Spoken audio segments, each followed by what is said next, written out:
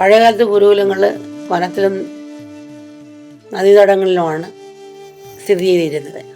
ലോകത്തെക്കുറിച്ചും ജീവിതത്തെക്കുറിച്ചും പഠിക്കുവാൻ പ്രകൃതിയോട് ചേർന്ന് നിൽക്കണം. ജീവൻ്റെയും ജീവിതത്തിൻ്റെയും തുടിപ്പ് ഏറ്റവും സ്പഷ്ടമായും പരിശുദ്ധമായും അനുഭവിക്കാൻ കഴിയുന്നത് പ്രകൃതിയിലാണ്. ബാല്യകാലം മുതൽ പ്രകൃതിയോട് ചേർന്ന് നിന്നാൽ പിന്നീട് പ്രകൃതിയെ സ്നേഹിക്കാനും ആരാധിക്കാനുമല്ലാതെ ഒരിക്കലും ദ്രോഹിക്കാനോ ചൂഷണം ചെയ്യാനോ തോന്നുകയില്ല. ഇവയൊക്കെ പഴയ ഗുരുകുല വിദ്യാഭ്യാസത്തിൻ്റെ ഗുണങ്ങളായിരുന്നു. അന്നത്തെ ഗുരുകുലങ്ങൾ ഇന്നത്തെ നമ്മുടെ കോളേജ് പോലെയോ യൂണിവേഴ്സിറ്റി പോലെയോ ആയിരുന്നു. രാജ്യത്തിൻ്റെ നാനാഭാഗത്തു നിന്നും അവിടെ വിദ്യാർത്ഥികൾ പഠിക്കാനെത്തിയിരുന്നു. എന്താണ് അവിടെ ഗുരുക്കന്മാർ ചെയ്തിരുന്നത്? ശിഷ്യന്മാരെ ആധ്യാത്മികമായി മാത്രമല്ല, ശരീരമായും മാനസികപരമായും ബുദ്ധിപരമായും വൈകാരികപരമായും അറിവും പക്വതയും വിവേകവും ഉള്ളവരാക്കുക എന്ന മഹായജ്ഞമാണ് നടത്തിയിരുന്നത്.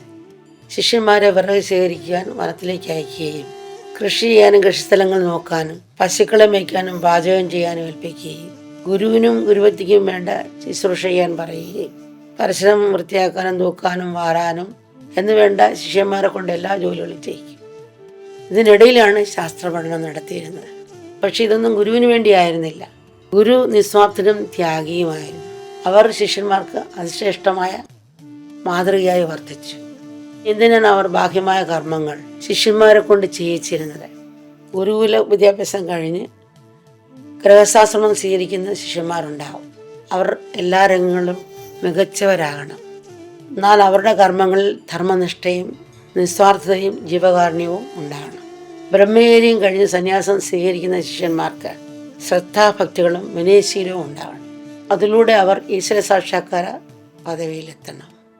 ഇക്കാര്യങ്ങൾ മുൻനിർത്തി അറിവും അനുഭവവും പ്രായോഗികതയും പാലിച്ചാണ് അന്ന് വിദ്യ അഭ്യസിച്ചിരുന്നത്. ശിഷ്യന്മാരെല്ലാം തികഞ്ഞവരാക്കുക എന്ന് മാത്രമായിരുന്നു ഗുരുക്കന്മാരുടെ ലക്ഷ്യം. പക്ഷേ അതിന് നിരന്തരമായ ശ്രദ്ധയും ശ്രമവും ക്ഷമയും വിശ്വാസവും വേണം. കുലാലനം ചെരുപ്പുകുത്തിക്കും മത്സ്യബന്ധനം നടത്തുന്നവർക്കും വിദ്യാർത്ഥികൾക്കും ശാസ്ത്ര സാങ്കേതിക രംഗത്ത് പ്രവർത്തിക്കുന്നവർക്കും ബിസിനസ്സുകാർക്കും കലാകാരന്മാർക്കും രാഷ്ട്രീയക്കാർക്കും എല്ലാം കൂടുതൽ അവരുടെ പ്രവർത്തന മേഖല അല്ലെങ്കിൽ ഉൽപ്പന്നം മേന്മയുള്ളവയാക്കി മാറ്റാൻ കഴിയും. പക്ഷേ ഇവയെല്ലാം ഒരു പ്രത്യേക രംഗത്ത് മാത്രം ശ്രേഷ്ഠത കൈവരിക്കലാണ്.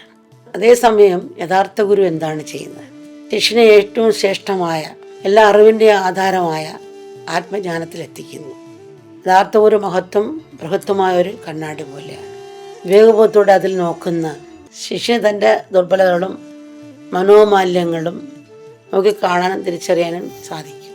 ഒരു കൃപയും സ്വപ്രയത്നവും കൊണ്ട് അവ മാറ്റാൻ കഴിയും.